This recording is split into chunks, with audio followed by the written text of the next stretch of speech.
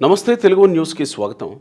నిన్న ఆంధ్రప్రదేశ్ ముఖ్యమంత్రి చంద్రబాబు నాయుడు గారు నీతి ఆయోగ్ రిపోర్ట్ని ప్రజెంట్ చేస్తూ పోలవరానికి, అమరావతి రాజధానికి కొన్ని నిధులు కేంద్ర ప్రభుత్వం ఇచ్చింది. వాటిని సంక్షేమ పథకాలకు మళ్లించలేము. సంపద సృష్టించాలంటే ఫస్ట్ వీటికి ఖర్చు పెడితేనే దాని ద్వారా సంపద సృష్టించబడుతుంది. సో అవకాశం ఉన్నప్పుడు సంక్షేమ పథకాలు కొన్ని పేర్లు చెప్పి ఆ వెసులుబాటు ఉన్నప్పుడు సంక్షేమ పథకాలు అమలు చేయడానికి అవకాశం ఉంటుంది. వెసులుబాటు ఉంటే ఈ క్షణమే నేను అమలు చేస్తా అనేటువంటి ఒక మాట మాట్లాడారు ఆయన. ఇది నీతి ఆయోగ్ రిపోర్ట్ని బేస్ చేసుకొని చెప్పారా, లేదు మేము ఆంధ్రప్రదేశ్లోకి మీద సంక్షేమ పథకాలు అమలు చేయబోవట్లేదు అని చెప్పుకొచ్చారా? దీని మీద నిన్నటి నుంచి చర్చలు జరుగుతూ ఉన్నాయి. ఎందుకు చంద్రబాబు నాయుడు గారు ఇలాంటి ప్రకటన చేశారు? ఆర్థిక పరిస్థితి ఇలా ఉంటుందని తెలిసినప్పుడు మరి ఎందుకు సూపర్ 6 అని హామీలు ఇచ్చి ఇలా ఆల్రెడీ అప్పుల్లో ఉన్నటువంటి రాష్ట్రం అని చెప్తూనే ఎందుకు మళ్ళీ సంక్షేమ పథకాలు అని హామీలు ఇచ్చుకుంటా వచ్చారనే ప్రశ్నలు కూడా వస్తూ ఉన్నాయి. సో ఇప్పుడు ఆయన చెప్పింది ఏంటి? వెసులుబాటు కలిగినప్పుడు ఇస్తామని చెప్పారా, లేకపోతే సంపద సృష్టించబడినప్పుడు ఇస్తామని చెప్పారా, అసలు ఇవ్వమని చెప్పారా? ఈ పరిస్థితుల్లో నుంచి చంద్రబాబు నాయుడు నేరుగా చెప్పాల్సిన టైంలో ఓపెన్ అయ్యి చెప్పారా? ఉన్న పరిస్థితుల్లో నుంచి ఇది మంచిదా చెడ్డదా, సంక్షేమ పథకాలు వస్తాయా రావా, బోలెడైన ప్రశ్నలు ఉన్నాయి. కిలార్ నాగార్జున గారు ప్రముఖ రాజకీయ సామాజిక విశ్లేషకులు ఉన్నారు మనతో. నమస్కారం నాగార్జున గారు. నమస్తే గోపి గారు. ఎట్లా అనిపించింది మీకు ఆయన ప్రకటన? అంటే బెటర్ లేట్ దాన్ నెవర్ అంటారు. అంటే కొంచెం ఆలస్యంగా అయినా, ఎప్పుడు అసలు చెప్పని దానికంటే ఎప్పుడో ఒకప్పుడు ఆలస్యంగా అయినా చెప్పారు అనేటువంటిది. అంటే ఏంటి నా ఉద్దేశంలో ఈ ప్రకటన అధికారంలోకి వచ్చినటువంటి ఒక నెల రోజుల్లో ఆర్థిక పరిస్థితినంతా శ్వేతపత్రాలు రిలీజ్ చేసిన వెంటనే చెప్పుంటే బాగుండేది అనేటువంటిది నా అభిప్రాయం.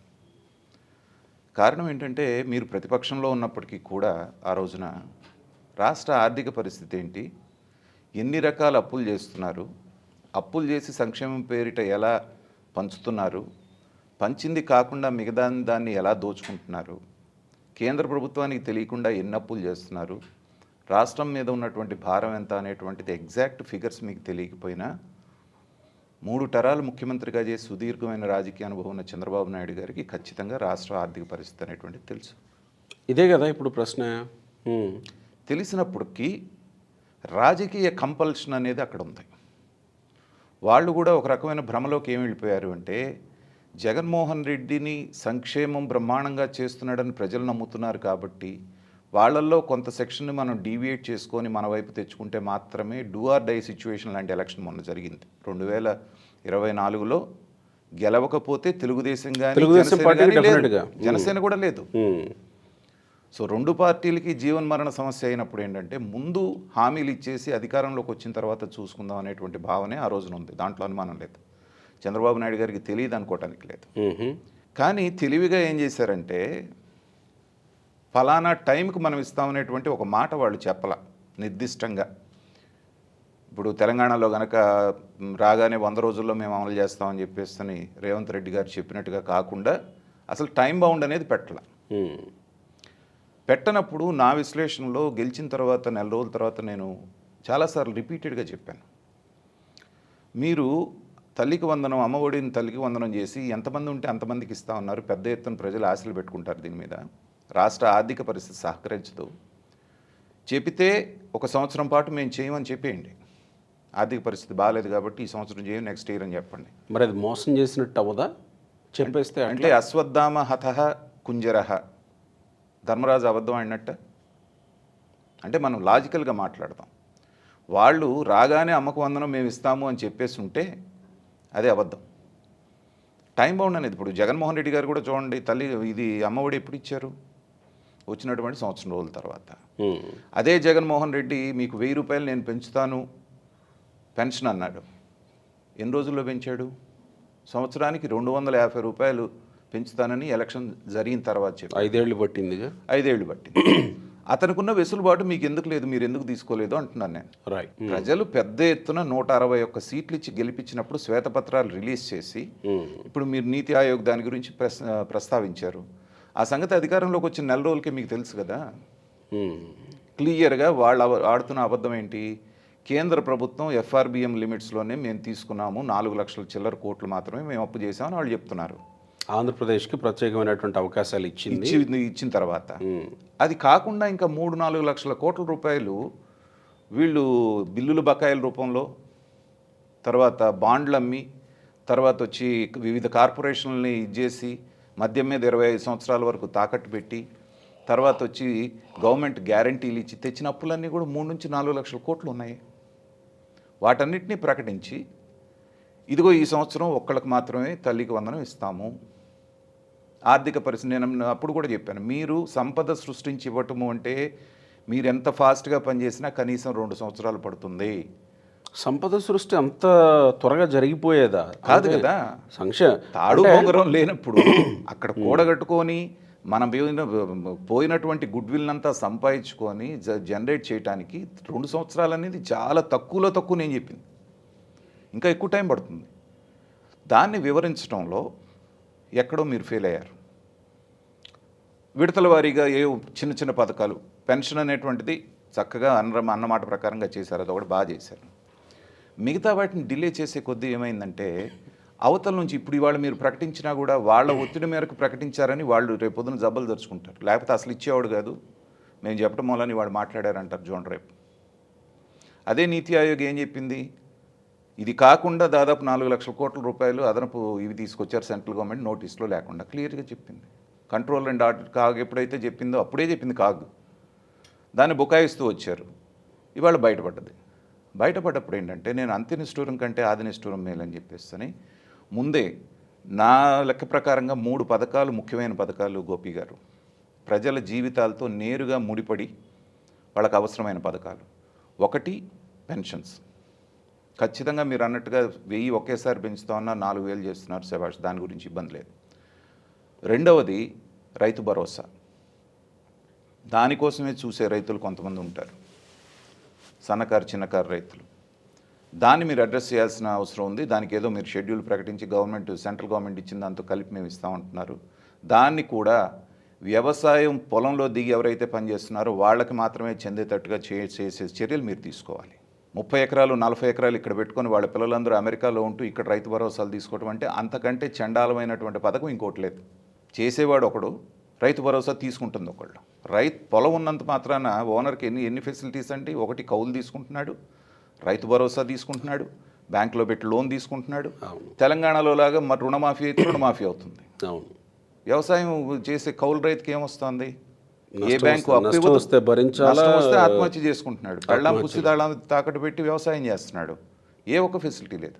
కాబట్టి దీన్ని మేము ప్రక్షాళన చేస్తున్నామనే పేరుతోటి ఒక 2 నెలలు 3 నెలలు టైం తీసుకోండి.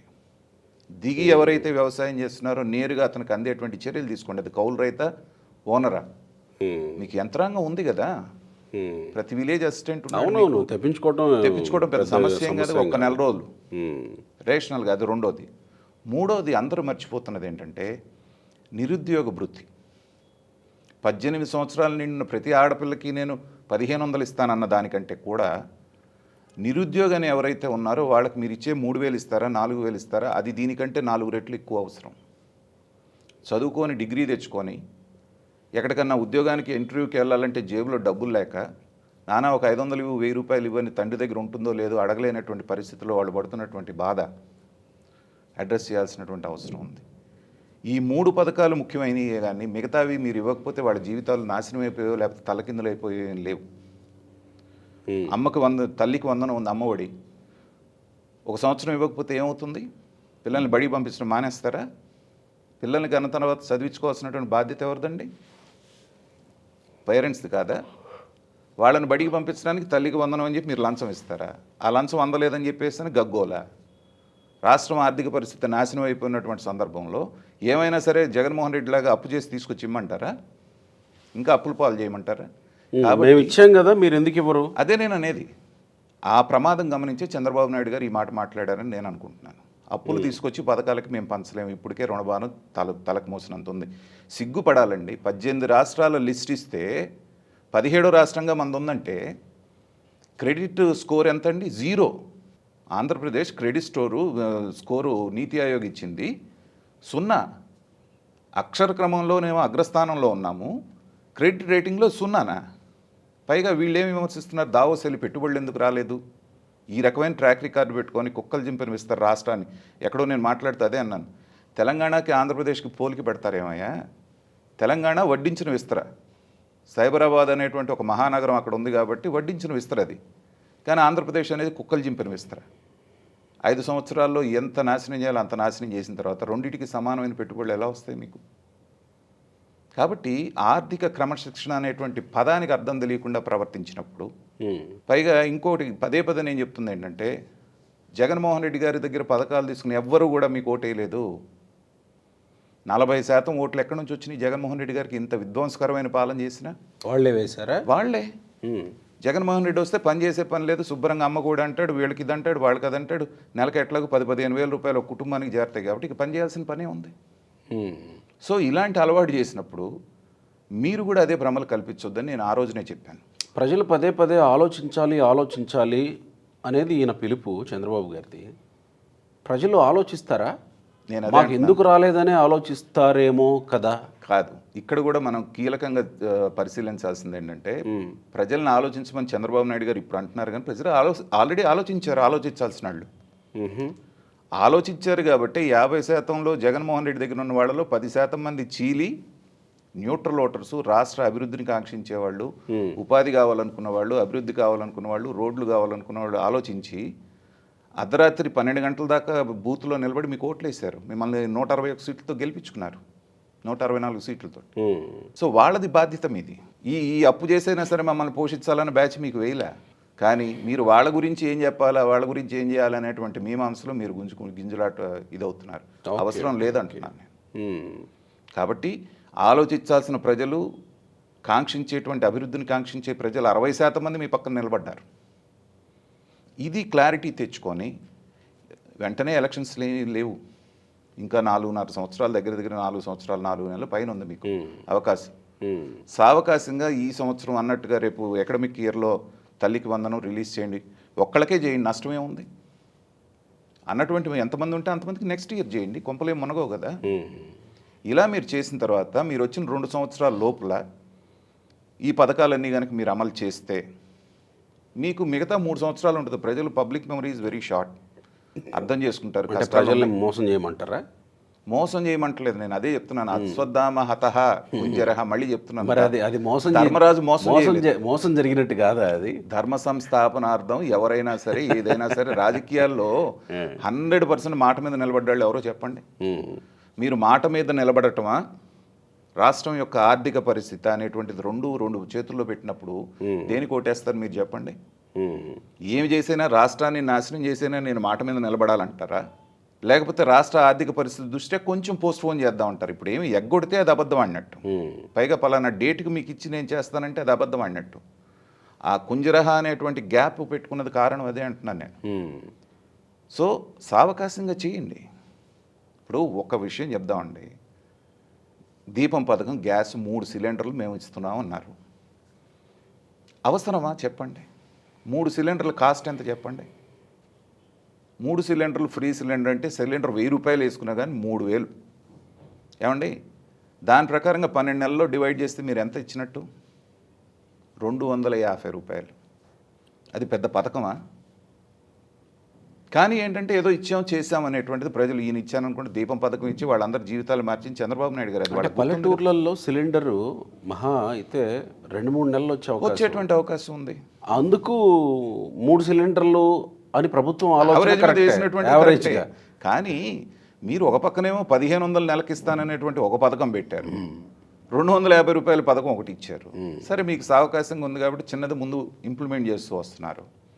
నేను అనేది ఏంటంటే అబద్ధం ఆడమని నేను కూడా చెప్పట్లేదు, కానీ సావకాశంగా సానుకూలంగా చూసుకొని చేయండి అంటున్నాను. మరింత అప్పుల పాలు చేసి రాష్ట్రాన్ని ఇవాళ బృహత్తరమైనటువంటి కార్యక్రమాలు మీ నెత్తి మీద మీ లక్ష్యాలుగా పెట్టుకున్నారు. ఏంటి? అమరావతిని పూర్తి చేయటం, పోలవరం పూర్తి చేయటం, 20 లక్షల ఉద్యోగాలు కల్పించటం, అన్ని జిల్లాలని సమగ్రంగా అభివృద్ధి చేయటం, అందరితోటి పోటీ పడి స్టేట్ని ఇదిగో 17వ స్థానం నుంచి ఏదో ఒక స్థానానికి తీసుకురావటం, ఇన్ని లక్ష్యాలు పెట్టుకున్నప్పుడు ఏంటంటే వాళ్ళు మనల్ని ఏదో చేస్తారు అని ఓటు రాజకీయం గురించి ఆలోచించొద్దు, పక్కన పెట్టండి అంటున్నాను. మిగతా వాళ్ళు ఆలోచించినా కానీ చంద్రబాబు నాయుడు గారు లాంటి స్టేచర్ ఉండి ఇంత సుదీర్ఘమైన రాజకీయ అనుభవం ఉన్నటువంటి ఆయన మీరు అన్ని రాజకీయ పరంగా ఆలోచించారు. 2019 నుంచి 14 నుంచి 19 మధ్యలో ఎందుకు ఓడించారు మిమ్మల్ని? రాజకీయ పరంగా ఆలోచించలేదు కాబట్టి ఓడించారు ఆ రోజు కూడా ప్రతిదీ క్యాల్కులేట్ చేసేవాళ్ళు కదా, ప్రజల్లోకి ఏం వెళ్తుందో ప్రజలకి వాళ్ళ అప్పుడు కూడా సంతృప్తి స్థాయిలు అది చెప్పుకుంటూ అదే వచ్చేవాడు. అంటున్నా నేను. సంతృప్తి స్థాయి 75 ఉంది, 80 ఉంది, 85 వచ్చేవాడు. ఉన్న ఆఫీసర్లు అందరూ ఫీడ్బ్యాక్ అదే ఇచ్చారుగా. చివరికి ఏమైంది, 23కి పరిమితం చేశారు. ఈసారి చంద్రబాబు నాయుడు గారికి, తెలుగుదేశం గవర్నమెంట్కి, కూటమికి నేను ఇస్తున్నటువంటి సలహానే అంటున్నాను నేను. ఏంటంటే మీరు అనుకున్నటువంటి ఎజెండాతో రాష్ట్రాన్ని అభివృద్ధి చేసుకుంటూ మీరు వెళ్ళండి ముందుకి. 2029 ఎలక్షన్లో మిమ్మల్ని గనక గెలిపించకపోతే, మళ్ళీ జగన్మోహన్ రెడ్డి గారినే గెలిపించాలని ప్రజలు గనక నిర్ణయించుకుంటే, ఇలాంటి ప్రజల గురించి మీరు తాపత్రయపడటం అనవసరం. రాజకీయాల నుంచి విరమించుకోండి. నేను చాలా పెద్ద మాటే వాడుతున్నాను. మీరు ఈ రాజకీయ సెసబిషలతోటి జగన్మోహన్ రెడ్డి ఏమనుకుంటాడో, ఇంకోటి ఏమనుకుంటాడో, ఈ తెలుగుదేశం వాళ్ళు కూడా చూడండి విమర్శించే దాంట్లో 100లో ఈ అధికార ప్రతినిధులందరూ 95% జగన్మోహన్ రెడ్డిని విమర్శించడానికి టైం కేటాయిస్తున్నారు, కానీ జరుగుతున్న అభివృద్ధిని చేస్తున్న దాన్ని కూడా చెప్పుకోలేకపోతున్నారు. సో దేనికైతే తక్కువ ప్రాధాన్యత ఇవ్వాలో దానికి ఎక్కువ ప్రాధాన్యత ఇస్తున్నారు, దేనికైతే ఎక్కువ ప్రాధాన్యత ఇవ్వాలో దాన్ని తగ్గించేస్తున్నారు. కాబట్టి అధికార ప్రతినిధులు కూడా కొంచెం దీన్ని గమనించుకొని, జగన్మోహన్ రెడ్డికి మీరు ఇచ్చే కొద్దీ వాళ్ళు రెచ్చిపోతుంటారు. అసలు అతను ఇగ్నోర్ చేయండి. అతను సెల్ఫ్ డిస్ట్రక్షన్ మోడ్ బటన్ ఆయనే నొక్కేసుకున్నాడు. విజయసాయి రెడ్డి లాంటి వాళ్ళందరూ జారిపోతున్నారు. కాబట్టి జస్ట్ మీరు అబ్జర్వ్ చేస్తుండండి చాలు. మిగతా టైం అంతా ప్రజలకు ఎక్స్ప్లెయిన్ చేయండి. ఒక రాజకీయ విశ్లేషకుడిగా నేను చెప్తున్నాను, మీరు పథకాలు 2-3 సంవత్సరాల తర్వాత ఇచ్చినా ప్రజలేమీ బాధపడరు. రాష్ట్ర అభివృద్ధి కాంక్షించేటువంటి న్యూట్రల్ ఓటర్లు పొరపాటున 2019లో జగన్మోహన్ రెడ్డి వైపు వెళ్ళారు, ఒక అవకాశం ఇద్దామని. వాళ్ళు మళ్ళీ జన్మలో జగన్మోహన్ రెడ్డి వైపు చూసేటువంటి ఈ ఉద్యోగ వర్గాలు కానీ, మిగతా వర్గాలు కానీ ఏవైతే ఇటు వచ్చినాయో, వాళ్ళు మళ్ళీ జగన్మోహన్ రెడ్డి దరి చేరరు. ఆ పీడకలని మళ్ళీ ఆలింగనం చేసుకోరు. కాబట్టి మీరు అనుకున్న పద్ధతిలో మీరు వెళుతూ, కాబట్టి ప్రజలు ఆలోచిస్తారు అని అంటారు. ఖచ్చితంగా ఆలోచించేవాళ్ళు ఆలోచించారు. రైట్. ఆలోచించారు ఆల్రెడీ ఆలోచించారు. ఈ 40% మందికి మీరు ఏమి చెప్పినా కూడా ఆలోచించరు. పథకాలు అమలు చేశారనుకోండి, వాళ్ళలో కూడా కొంత షేర్ మీరు తీసుకోవడానికి అవకాశం ఉంటుంది. కాబట్టి రాజకీయ సెసబిషలు పక్కన పెట్టి అనుకున్న చంద్రబాబు నాయుడు గారు చేయాలనేటువంటిది నేను ఆయన కోరుతా ఉంది. దాని మూలన రాజకీయంగా నష్టం, ఏ రకమైన నష్టం ఉంటుందని నేను అనుకోవట్లేదు. Right sir, thank you.